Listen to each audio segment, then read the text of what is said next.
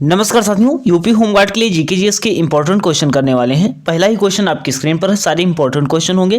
Class छोटी होगी लेकिन कंटेंट आपको बेस्ट दिया जाएगा। संविधान के अनुसार कौन सी भारत की राष्ट्रीय भाषा है? भारत की कोई राष्ट्रीय भाषा नहीं, हिंदी और अंग्रेजी, हिंदी या अंग्रेजी। अब देखो, भारत की राष्ट्रीय भाषा क्या कोई है? तो भारत की कोई भी राष्ट्रीय भाषा नहीं है। तो क्या हिंदी क्या है? तो हिंदी राजभाषा है। 14 सितंबर 1949 को क्या दिया गया था?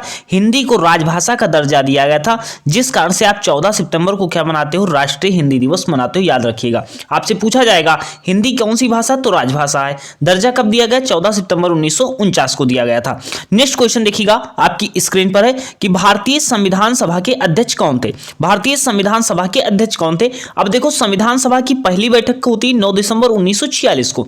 जब 9 दिसंबर 1946 को पहली बैठक होती है तो डॉक्टर सच्चिदानंद सिन्हा अध्यक्ष होते हैं। लेकिन यहां पर पूछा जा रहा है अध्यक्ष कौन थे? अध्यक्ष में देखो एक व्यक्ति का नाम दिया गया है, डॉक्टर राजेंद्र प्रसाद। ये डॉक्टर राजेंद्र प्रसाद 11 दिसंबर 1946 को अध्यक्ष बनते हैं। और कौन से अध्यक्ष बनते हैं? स्थायी अध्यक्ष बनते हैं। याद रखिएगा, कल हमने बताया था राजेंद्र प्रसाद जी से कई चीजें याद रखिएगा। इंडिया डिवाइडेड पुस्तक किसकी? डॉक्टर राजेंद्र प्रसाद की है। डॉक्टर राजेंद्र प्रसाद से पूछा जाएगा स्थायी अध्यक्ष कौन थे? डॉक्टर राजेंद्र प्रसाद से। भारत के प्रथम राष्ट्रपति कौन थे? डॉक्टर राजेंद्र प्रसाद हो जाएंगे। याद रखिएगा। नेक्स्ट क्वेश्चन देखिएगा, आपकी स्क्रीन पर है। भारत का राष्ट्रीय गान जन गण मन की रचना किसने की थी? अब देखो, जनगण मन की रचना की थी। यहां से दो क्वेश्चन आपसे पूछे जाएंगे। अब देखो, जनगण मन कब गाया गया था? तो 1911 में गाया गया था। किस अधिवेशन में गाया गया था? कलकत्ता अधिवेशन में गाया गया था। इसकी रचना किसने की थी? तो रविन्द्रनाथ टैगोर ने की थी। याद रखिएगा, ऑप्शन नंबर ए बिल्कुल करेक्ट हो जाएगा। एशिया का प्रथम नोबेल पुरस्कार किसको मिलता है? तो रविन्द्रनाथ टैगोर को मिलता है। कब मिलता है? 1913 में मिलता है। गीतांजलि के लिए मिलता है। याद रखिएगा। अगर पूछा जाए अर्थशास्त्र का नोबेल पुरस्कार किसको मिला था? तो अमर्त्य सेन को मिला था। याद रखिएगा। मुंशी प्रेमचंद्र से रचनाएं आपके एग्जाम में बार बार पूछी जाती हैं कि गोदान, गबन, निर्मला, कर्मभूमि, रंगभूमि, सेवा सदन, ये सब रचनाएं किसकी हो जाती है? मुंशी प्रेमचंद्र की हो जाती हैं। याद रखिएगा। नेक्स्ट क्वेश्चन देखिएगा, कौन सा भाग मौलिक अधिकारों से संबंधित है? एक एक क्वेश्चन आपका इंपॉर्टेंट है। मौलिक अधिकार की बात करते हैं। आ से अधिकार, आ से अमेरिका। पूछा जाए मौलिक अधिकार का प्रावधान कहां से लिया गया है? आप बता दोगे अमेरिका से लिया गया है। कहां से लिया गया है? अमेरिका से लिया गया है। तो देखो, भाग 3 को क्या कहा जाता है? संविधान का मैग्ना कार्टा कहा जाता है। संविधान का मैग्ना कार्टा किसे कहते हैं? भाग 3 को कहते हैं। और मौलिक अधिकार किससे संबंधित हो जाएगा? भाग 3 से हो जाएगा। भाग 2 अगर हम पूछ लें तो क्या बताओगे? नागरिकता हो जाएगा। भाग 1 क्या हो जाएगा? संघ राज्य क्षेत्र हो जाएगा, जिसमें 28 राज्य और 8 केंद्र शासित प्रदेश हो जाते हैं। भाग 4 क्या हो जाएगा? बताइएगा। 4 क्या हो जाएगा? 4 क्या हो जाएगा? नीति निर्देशक तत्व हो जाएगा। अगर 4 का पूछ लेता तब क्या हो जाता? मौलिक कर्तव्य हो जाता। याद रखिएगा। नेक्स्ट क्वेश्चन देखिएगा, इससे पहले 5 क्लासें और हो चुकी हैं। आज क्लास की पीडीएफ नहीं तैयार थी, तब भी हमने सिलेक्ट क्वेश्चन किए और तत्काल आपको कम समय में ज्यादा कंटेंट देने का काम कर रहे हैं। कौन सा अनुच्छेद के अनुसार?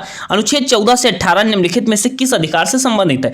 अब 14 से 18 किस अधिकार से संबंधित है? देखिएगा, संवैधानिक उपचारों का अधिकार, समता का अधिकार, शोषण के विरुद्ध अधिकार या धार्मिक स्वतंत्रता का अधिकार। तो 14 से 18 पूछा जा रहा है, कौन सा अधिकार हो जाएगा? समानता का अधिकार हो जाएगा।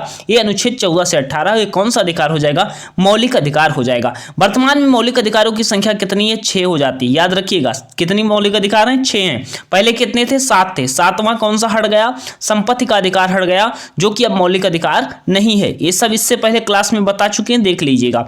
इसके बाद देखिएगा, क्वेश्चन आपकी स्क्रीन पर है कि कौन सी भारतीय संविधान की 8वीं अनुसूची में शामिल नहीं है। अब 8वीं अनुसूची में पूछा जा रहा है कौन सी भाषा शामिल नहीं है। तो देखो, 8वीं अनुसूची की बात करते हैं। 8वीं अनुसूची किससे संबंधित है? भाषा से।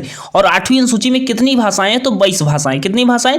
22 भाषाएं। इसमें आपसे बार बार प्रश्न पूछा जाता है तो वहां पर अंग्रेजी रहेगा, अंग्रेजी लगा दीजिएगा। बाकी 22 भाषाओं को देख लीजिएगा, जिसमें 21वां संविधान संशोधन 1967 होता है, सिंधी भाषा जोड़ी जाती है। 71वां संविधान संशोधन 1992 में होता है, जिसमें नेपाली, मणिपुरी, कोंकणी जोड़ी जाती है। उसमें बाद 92वां संविधान संशोधन होता है, जिसमें डोंगरी, बोडो, मैथिली, संथाली जोड़ी जाती है। नेक्स्ट क्वेश्चन देखिएगा, आपकी स्क्रीन पर है। 243 एक किससे संबंधित है? अनुच्छेद 243 से पूछा जा रहा है किससे संबंधित हो जाएगा? तो यहां पर पंचायतों के गठन से हो जाएगा। किससे हो जाएगा? पंचायतों के गठन से हो जाएगा। याद रखिएगा। नेक्स्ट क्वेश्चन देखिएगा, आपकी स्क्रीन पर है। निम्नलिखित में से कौन सा अनुच्छेद संवैधानिक उपचारों का अधिकार का प्रतिनिधित्व करता है? संवैधानिक उपचारों का अधिकार किस अनुच्छेद में? तो अनुच्छेद 32 में हो जाता है संवैधानिक उपचारों का अधिकार।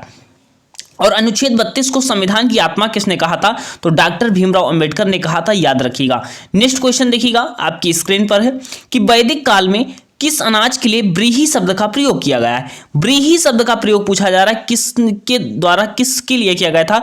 तो गेहूं के लिए किया गया था। किसके लिए किया गया था? गेहूं के लिए नहीं किया गया था। गोधूम किसके लिए किया गया था? गेहूं के लिए किया गया। गोधूम किसके लिए? गेहूं के लिए। अगर हम बात करते हैं व्रीहि शब्द का प्रयोग किसके लिए किया गया था, तो याद रखिएगा व्रीहि शब्द का प्रयोग किसके लिए? चावल के लिए। व्रीहि शब्द का प्रयोग किसके लिए? चावल के लिए। नेक्स्ट क्वेश्चन देखिएगा, जैन धर्म के 23वें तीर्थंकर कौन है? जैन धर्म की बात करते हैं। अगर हम आपसे पूछ लेते हैं कि जैन धर्म के संस्थापक कौन थे, तो आप क्या बताओगे? जैन धर्म के संस्थापक कौन हो जाते हैं? ऋषभदेव। और जैन धर्म के 23वें तीर्थंकर कौन हो जाते हैं? पार्श्वनाथ। 23वें तीर्थंकर कौन होते हैं? पार्श्वनाथ हो जाते हैं। अगर हम पूछ लें 24वें तीर्थंकर कौन थे, तो 24वें तीर्थंकर महावीर स्वामी हो जाते हैं। और महावीर स्वामी को ही वास्तविक संस्थापक माना जाता है, याद रखिएगा। नेक्स्ट क्वेश्चन देखिएगा, आपकी स्क्रीन पर है, सांची का स्तूप का निर्माण किसने करवाया है? अब देखो, सांची के स्तूप की बात करते हैं, कहां पर है? मध्य प्रदेश में हो जाता है। और किसने निर्माण करवाया था? तो अशोक ने निर्माण करवाया था, याद रखिएगा। और सांची का स्तूप किस रुपए के नोट पर बता देना, तो 200 रुपए के नोट पर देखने को आपको मिल जाएगा। 200 रुपए के नोट पर देखने को मिल जाएगा। और अगर हम बात करते हैं कौटिल्य या चाणक्य की, तो इन्होंने क्या लिखा था? अर्थशास्त्र नामक पुस्तक लिखी थी। अर्थशास्त्र पुस्तक किसकी हो जाती है? कौटिल्य या चाणक्य की हो जाती है।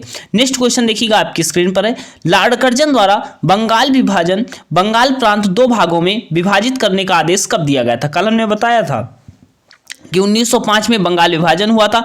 वहां पर हमने घोषणा भी बताई थी, लागू कब हुआ था उस क्लास को जाकर के देख लीजिए, डिटेल से कल की क्लास बताए थे। तो लॉर्ड कर्जन द्वारा बंगाल प्रांत को दो भागों में विभाजित करने का आदेश कब दिया गया था? 1905 में दिया गया था। उसके बाद देखिएगा क्वेश्चन, भूदान आंदोलन के अग्रणी कौन थे? तो भूदान आंदोलन शुरू करने वाले कौन थे? तो आचार्य विनोबा भावे थे। और विनोबा भावे से प्रश्न पूछा जाता है कि प्रथम व्यक्तिगत सत्याग्रही कौन थे? सत्याग्रह शुरू करने वाले प्रथम व्यक्ति कौन थे? तो विनोबा भावे थे। विनोबा भावे से पूछा जाएगा रेमन मैग्सेसे से अवार्ड पाने वाले प्रथम व्यक्ति कौन थे? तो विनोबा भावे थे, याद रखिएगा। नेक्स्ट क्वेश्चन देखिएगा, स्वराज मेरा जन्मसिद्ध अधिकार है, मैं इसे लेकर रहूंगा, या किसने कहा था? स्वराज मेरा जन्मसिद्ध अधिकार है, किसे लेकर रहूंगा, किसने कहा था? तो बाल गंगाधर तिलक ने कहा था, याद रखिएगा। गांधी जी के राजनीतिक गुरु कौन होते हैं? गोपाल कृष्ण गोखले होते हैं। और गरम दल के नेता कौन होते हैं? लाला लाजपत राय, बिपिन चंद्र पाल होते हैं और बाल गंगाधर तिलक होते हैं, याद रखिएगा। नेक्स्ट क्वेश्चन देखिएगा, आपकी स्क्रीन पर है, डिस्कवरी ऑफ इंडिया पुस्तक के लेखक कौन है? डिस्कवरी ऑफ इंडिया पुस्तक के लेखक पूछा जा रहा है, कौन हो जाएंगे? तो डिस्कवरी ऑफ इंडिया पुस्तक के लेखक कौन हो जाएंगे? जवाहरलाल नेहरू हो जाएंगे, याद रखिएगा। कल हमने बताया था इंडियन स्ट्रगल पूछा जाएगा, किसकी पुस्तक हो जाएगी? सुभाष चंद्र बोस की हो जाएगी। बाल गंगाधर तिलक को भी हमने बताया स्वराज मेरा जन्मसिद्ध अधिकार है, मैं इसे लेकर रहूंगा, ये बिल्कुल सही हो जाएगा। नेक्स्ट क्वेश्चन देखिएगा, आपकी स्क्रीन पर है, रविन्द्रनाथ टैगोर द्वारा लिखित गीतांजलि किसका संग्रह है? अब देखो, इनको नोबेल पुरस्कार किस रचना के लिए मिला था, इसलिए याद कर रखना। एशिया का प्रथम नोबेल पुरस्कार किसको मिलता है? रविन्द्रनाथ टैगोर को मिलता है। किस रचना के लिए मिलता है? गीतांजलि के लिए मिलता है। गीतांजलि क्या है? कविताओं का संग्रह है। क्या है? कविताओं का संग्रह है। नेक्स्ट क्वेश्चन देखिएगा, करो या मरो का नारा किसने दिया था? करो या मरो का नारा कब दिया जाता है? 1942 में दिया था। और किसने दिया था करो मरो का नारा? तो महात्मा गांधी के द्वारा करो मरो का नारा दिया गया था। अब देखो, करो मरो का नारा दिया था तो किस आंदोलन के दौरान दिया था? तो भारत छोड़ो आंदोलन के दौरान। और भारत छोड़ो आंदोलन कब होता है? 1942, 8 अगस्त 1942 को शुरू होता है, याद रखिएगा। नेक्स्ट क्वेश्चन देखिएगा, आपकी स्क्रीन पर हरिजन सेवक संघ की स्थापना किसके द्वारा की गई थी? हरिजन सेवक संघ की स्थापना किसके द्वारा की गई थी? महात्मा गांधी के द्वारा की गई थी, याद रखिएगा। किसके द्वारा? महात्मा गांधी के द्वारा। और महात्मा गांधी की बात करते हैं, महात्मा गांधी आए भारत कब थे? 9 जनवरी 1915 का आए थे। और 9 जनवरी को प्रवासी भारतीय दिवस मनाते हैं। और अगर हम बात करते हैं सबसे पहले आकर के इन्होंने कौन सा आंदोलन किया था? चंपारण सत्याग्रह किया था। कौन सा किया था? चंपारण सत्याग्रह किया था। बिहार गए थे, तिनकटिया पद्धति का विरोध किया था। नेक्स्ट क्वेश्चन देखिएगा, आपकी स्क्रीन पर, काली मिट्टी के लिए उपयुक्त है। काली मिट्टी के लिए कौन सी है? मतलब काली मिट्टी किसके लिए उपयुक्त है? कपास के लिए, विकल्पों में से सभी के लिए, बरगद के लिए, आलू के पेड़ के लिए। तो काली मिट्टी किसके लिए हो जाएगी? कपास के लिए हो जाएगी। कपास का मतलब जो है काली मिट्टी का अन्य नाम क्या हो जाएगा? रेंगुर मृदा बोलते हैं। क्या बोलते हैं? रेंगुर मृदा। तो रेंगुर मृदा किसके लिए? कपास के लिए। कपास के लिए उपयुक्त मृदा कौन सी? रेंगुर मृदा, काली मिट्टी होती है। नेक्स्ट क्वेश्चन, लोकटक झील कहां पर है? लोकटक झील की अगर बात करते हैं कहां पर हो जाएगी? मणिपुर। कहां पर हो जाएगा? मणिपुर हो जाएगा, याद रखिएगा। नेक्स्ट क्वेश्चन देखिएगा, आपकी स्क्रीन पर है, उत्तर प्रदेश का क्षेत्रफल कुल क्षेत्रफल का लगभग कितना % है? अर्थात उत्तर प्रदेश का क्षेत्रफल जो है पूरे भारत के क्षेत्रफल का कितना प्रतिशत है, ये पूछा जा रहा है। अब जैसे आपको पता होगा उत्तर प्रदेश का क्षेत्रफल 32,87,263 किलोमीटर, ये कितना है, भारत का है, और 2,40,928 किलोमीटर किसका, उत्तर प्रदेश का। तो उत्तर प्रदेश का कितना हो जाएगा, 7.3% हो जाएगा। कितना हो जाएगा, 7.3% हो जाएगा। नेक्स्ट क्वेश्चन देखिएगा, कौन सा प्रदेश रबड़ का सबसे अधिक उत्पादन करता है। रबड़ का उत्पादन कौन करता है, केरल करता है। कौन करता है, केरल करता है। केरल से कई चीजें याद रखिएगा, सबरीमाला मंदिर कहाँ, केरल में होता है। कथकली नृत्य कहाँ, केरल में होता है। मोहिनीअट्टम नृत्य कहाँ का, केरल का होता है। मसालों का बगीचा किसे कहा जाता है, केरल को कहा जाता है, याद रखिएगा। कल हमने बताया था कुचिपुड़ी नृत्य कहाँ का, आंध्र प्रदेश का होता है। भारतनाट्यम नृत्य कहाँ का होता है, तमिलनाडु का होता है, याद रखिएगा। नेक्स्ट, लोनार झील कहाँ पर है, मोस्ट इंपॉर्टेंट है। लोनार झील कहाँ मिलती है, तो कहाँ पर हो जाएगी, महाराष्ट्र में हो जाएगी। नेक्स्ट क्वेश्चन देखिएगा, निम्नलिखित में से सिरके में मौजूद होता है, सिरके में कौन सा अम्ल मिलता है, तो एसिटिक अम्ल मिलता है। क्या मिलता है, एसिटिक अम्ल मिलता है। नेक्स्ट क्वेश्चन देखिए, साइट्रिक अम्ल किस में मिलता है, तो नींबू और संतरे में पाया जाता है। नेक्स्ट क्वेश्चन देखिएगा, उत्तर प्रदेश का सबसे पुराना विश्वविद्यालय कौन सा है, तो उत्तर प्रदेश का सबसे पुराना विश्वविद्यालय पूछा जा रहा है, कौन सा हो जाएगा। इसे पूर्व के ऑक्सफोर्ड के नाम से भी जाना जाता है, मोस्ट इंपॉर्टेंट है, एग्जाम में क्वेश्चन आ चुका है। तो पूर्व के ऑक्सफोर्ड के नाम से जाना जाता है, इलाहाबाद विश्वविद्यालय को जाना जाता है, और उत्तर प्रदेश का सबसे पुराना विश्वविद्यालय भी यही हो जाता है। ये लगभग 20 से अधिक हमने क्वेश्चन किए। ये इसमें कितना स्कोर रहा जरूर बताइए। इससे पहले 5 क्लासें और हैं, देख लीजिएगा। कल एक बड़ी क्लास आपको मिलेगी यूपी होमगार्ड के लिए, जिसको मोस्ट इंपॉर्टेंट रिवीजन कर लीजिएगा। फिलहाल मिलते हैं नेक्स्ट सेशन में, धन्यवाद।